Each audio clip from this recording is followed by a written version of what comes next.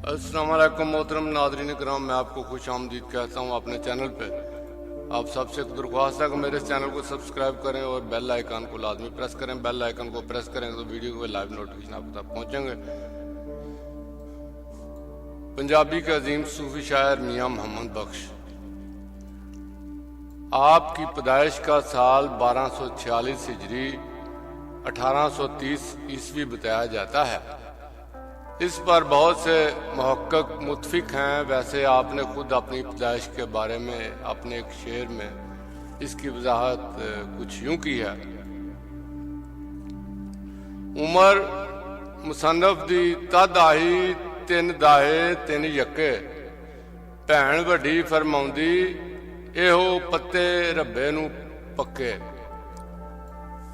जब मियाँ साहब ने किताब सफरुल इश्क यानी मसनवी सैफुल मलूक मुकम्मल की तो उस वक़्त आपकी उम्र 3 दाहे जमा 3 यके यानी 33 हिजरी साल थी। हिजरी साल का दुरानिया ईस्वी साल से 11-12 दिन कम होता है। दूसरे मिसरे में आपने फरमाया है कि बड़ी बहन तो यही कहती है, जबकि सच क्या है वो इस खाल के कायनात के इल्म में है। आपने अपनी तारीख पैदाइश को रब पर छोड़कर बात खत्म की है। अब ऐसे में बाल की खाल उतारने का कोई मकसद दिखाई नहीं देता। असल बात जिस पर ज्यादा जोर होना चाहिए वो ये है कि आपके कलाम को आम किया जाए और आपकी बताई हुई बातों पर अमल किया जाए। आपकी किताब सफरुल इश्क में जो आला नमूना इखलाक को करदार शहजादा सैफुल मलूक और उसकी के दोस्त साद शहजादे की उम्मीदों और आसों का मरकज परी बदिउल जमाल और परी की सहेलियों मलका खतून और बदरा खतून का पेश किया गया है। उस पर अमल करके हदायत की राह पकड़ी जाए और अपने लिए दूसरों के लिए आसानियां पैदा की जाएं, ताकि अच्छे अमाल के साथ जिंदगी गुजार सकें, इस जहान में भी और अगले जहान में भी सुरखरू हों। इस बात को समझना बेहद जरूरी है कि हकूकुल आबाद को अदा किए बगैर इबादत का अमल बेमानी होकर रह जाता है।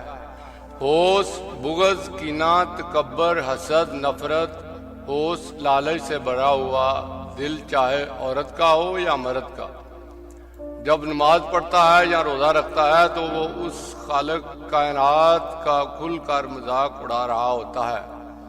काश कि हम आज के नाम के मुसलमान समझ सकें और अल्लाह के दरबार में हाजिरी से पहले अपने मन में भरी इन दुनियावी गलाजतों को दिल से अच्छी तरह खुरचना पड़ता है। वही दिल नूर इलाही से मुनव्वर होता है जो बिल्कुल पाक साफ हो। आपकी पैदाइश रकबा चक ठाकरा मौजा दरबार मौला पीरा शाह गाजी जिला मीरपुर में हुई। रकबा चक ठाकरा अंग्रेजों के कब्जा से पहले पंजाब का हिस्सा था, लेकिन अंग्रेजों ने इलाका के जगराफियाई को अपनी मनसूबाबंदी के तहत बदल दिया और इस इलाका खड़ी को कश्मीर में शामिल कर दिया गया। वैसे सूफिया कराम को इस तरह के दुनियावी हदबंदियों और पाबंदियों से कोई गर्ज नहीं होती। अल्लाह की ज़मीन और अल्लाह की मखलूक को तकसीम दर तकसीम करना ग्रुपों का शेवा होता है। आपके अबाओ अजदाद मौजा चक बहराम जिला गुजरात पंजाब से यहाँ मुंतकिल हुए।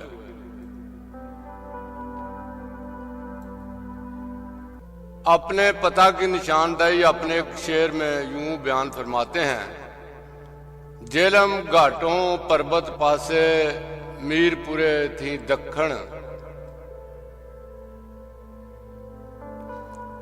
खड़ी मुल्क विच लोड़न जेड़े तलब बंदे दी रखण। मियाँ मोहम्मद बख्श फरमाते हैं कि दरियाए जेलम पतन गटालियां यानी पिंडी मिलाहां से पहाड़ की जानब मीरपुर जनूब की जानब इलाका खड़ी में जिस किसी को मेरी तलाश हो मुझे मिल सकते हैं। मीरपुर शहर से खड़ी शरीफ तकरीबन 6 मील के फासले पर है। आपके वालिद का नाम मियाँ शमसुद्दीन था। आपके दादा का नाम मियाँ जीवन वली था। آپ کے پردادا جی کا نام میاں دین محمد تھا۔ آپ 3 بھائی تھے، بڑے بھائی میاں بھاول بخش، پھر آپ خود اور آپ کے چھوٹے بھائی میاں علی بخش۔ میاں علی بخش کا انتقال پہلے ہو گیا، پھر بڑے بھائی میاں بھاول بخش اللہ کو پیارے ہوئے، اور آخر میں آپ نے 7 ذوالحج 1324 ہجری یعنی سن عیسوی کے مطابق 22 جنوری 1907 میں پردہ فرمایا۔ آپ ایک سچے ولی کامل تھے۔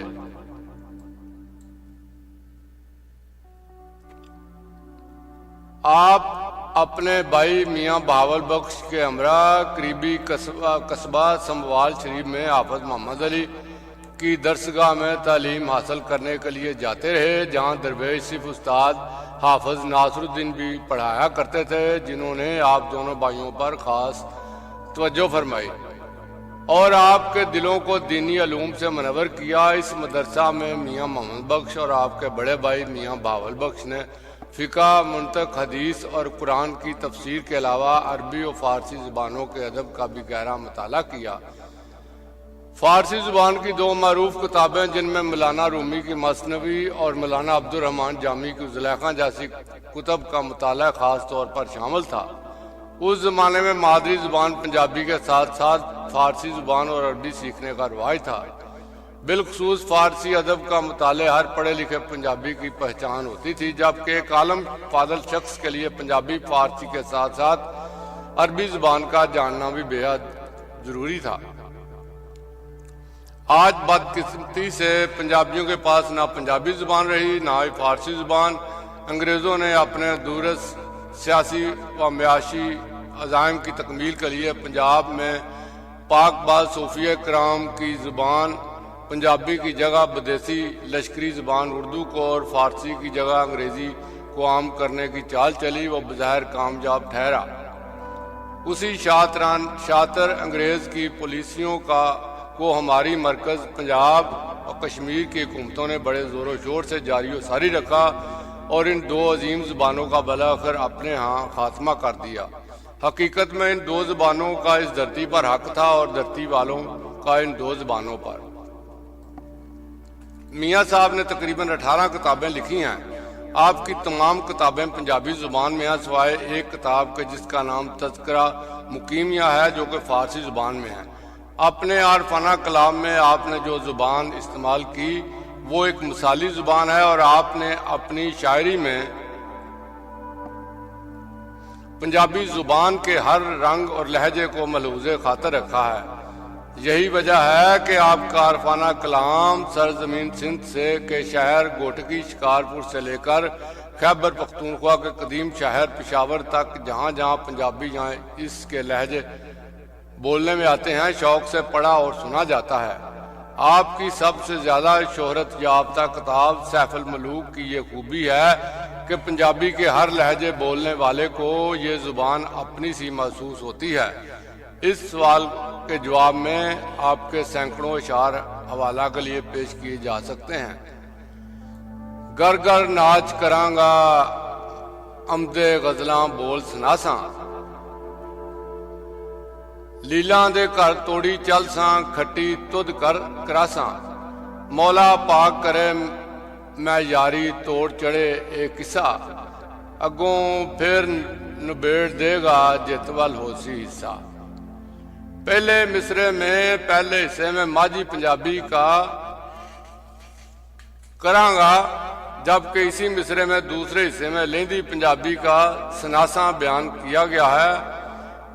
اسی شعر کے دوسرے مصرع کی اور دوسرے شعر کے مصرع ثانی کی ترکیب بھی کچھ اس طرح سے کی ہے جیسا کہ پہلا مصرع میں کی ہے۔ ایک عام روایت ہے کہ بابا جی شکر گنج کو کسی نے کینچی تحفہ میں پیش کی۔ آپ نے فرمایا مجھے کینچی نہیں، سوئی اور دھاگا کی ضرورت ہے، ہم کاٹنے والے نہیں جوڑنے والے ہیں، ایک دوسرے کو ملانے والے ہیں۔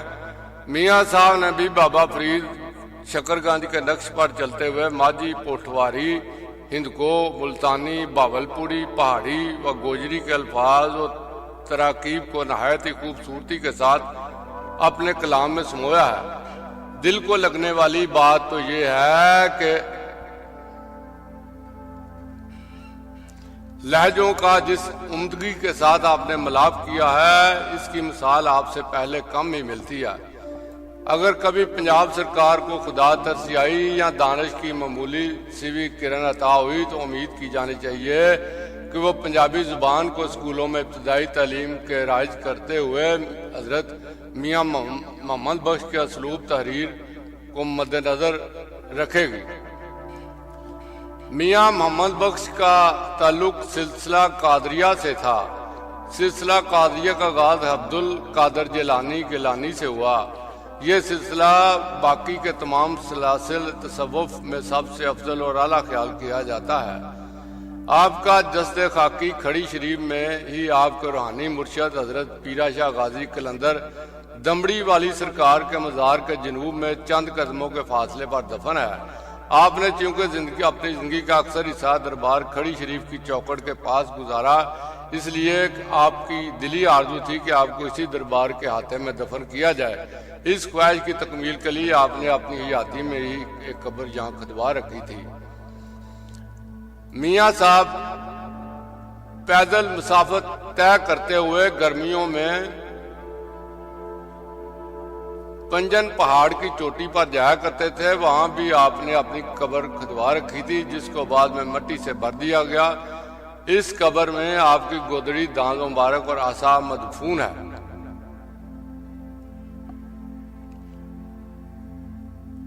کتاب سیف الملوک کا اصل نام سفر العشق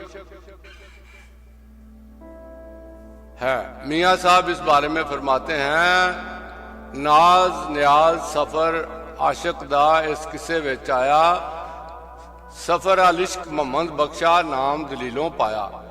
اس قصہ میں عاشق کے سفر اور ناز و نیاز کی باتیں ہیں۔ اس عاشق پاندی شہزادے کے عشق کے سفر کی بنا پر میاں محمد بخش رحمت اللہ علیہ نے دلیل کے ساتھ اس کتاب کا نام سفر العشق رکھا۔ قصہ سیف الملوک اصل میں عرب دنیا کے داستانی ادب کی معروف داستان الف لیلا و لیلا یا 1001 راتیں میں سے لیا گیا۔ داستانوں کے مجموعہ الف لیلا و لیلا کا شمار دنیا کی سب سے پڑھی جانے والی کتابوں میں ہوتا ہے۔ اس داستان در داستان کی تخلیق کے پیچھے ایک ساسانی بادشاہ شہریار کا قصہ ہے جو اپنی ملکہ کی بے وفائی کا انتقام اپنی سلطنت کی تمام کنواری لڑکیوں سے لینے لگا۔ آخر کار اسی کے ایک وزیر کی بیٹی شہرزاد نے بادشاہ کو راہ راست پر لانے کا تہیہ کیا۔ اس نے بادشاہ کو داستانی سرائی کے سلسلہ میں ایسا جایا کہ وہ ہر رات کہانی در کہانی کے نشے میں ڈوبتا چلا گیا، اور اس طرح 1001 راتیں وہ کسی اور دوسری لڑکی کو اپنی خواہشات کی بھینٹ نہ چڑھا سکا۔ وزیر زادی شہرزاد نے اپنی دانش و حکمت عملی سے شہریار کے نفسیاتی مرض کا جہاں علاج کیا، وہاں دنیا ادب کو ایک بہت ہی نادر کتاب تحفہ میں دی۔ عربی میں اس کتاب کا پہلا ترجمہ فرانسیسی دانشور اور محقق انٹوین گالا نے 1704 میں کیا، پھر فرانسیسی سے دیگر زبانوں میں یہ قصہ منتقل ہوتا چلا گیا۔ غالباً 1706 میں جو انگریزی میں پہلا ترجمہ الف لیلا و لیلا کا شائع ہوا، وہ اسی فرینچ ترجمے سے کیا گیا۔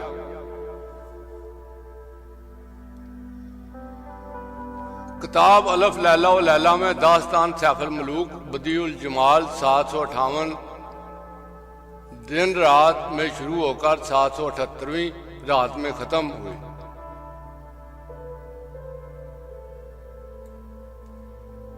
میاں صاحب نے یہ قصہ فارسی زبان میں پڑھا اور پھر سے پنجابی میں منتقل کیا۔ اس قصے میں سیف الملوک نامی ایک مصری شہزادہ ہے جو ایک سچا عاشق ہے۔ بدیع الجمال کے عشق میں وہ سفر کرتا ہے۔ اس قصہ کو پنجابی میں کئی شعراء نے لکھا ہے، لیکن جو شہرت اور عظمت حضرت میاں محمد بخش کی پنجابی زبان میں لکھی گئی اس کتاب کے حصے میں آئی، وہ کسی دوسرے شاعر کی اس موضوع پر لکھی کتاب کو نصیب نہ ہوئی۔ دیگر شعراء کی اس موضوع پر لکھی گئی کتاب میں اشعار کی تعداد 2000 سے لے کر 3000 تک ہے۔ جبکہ میاں صاحب کی اس کتاب میں اشعار کی کل تعداد 9249 ہے۔ اصل قصہ تقریباً 2 سے 3000 اشعار پر ہی مشتمل ہے، لیکن جو بات میاں محمد بخش رحمۃ اللہ علیہ کو دیگر تمام شعراء کی نسبت ایک بہت ہی منفرد اور ممتاز مقام پر لا کھڑا کرتی ہے، وہ آپ کا اس قصہ کو معرفت و حکمت کے موتیوں سے مالا مال کرنا ہے۔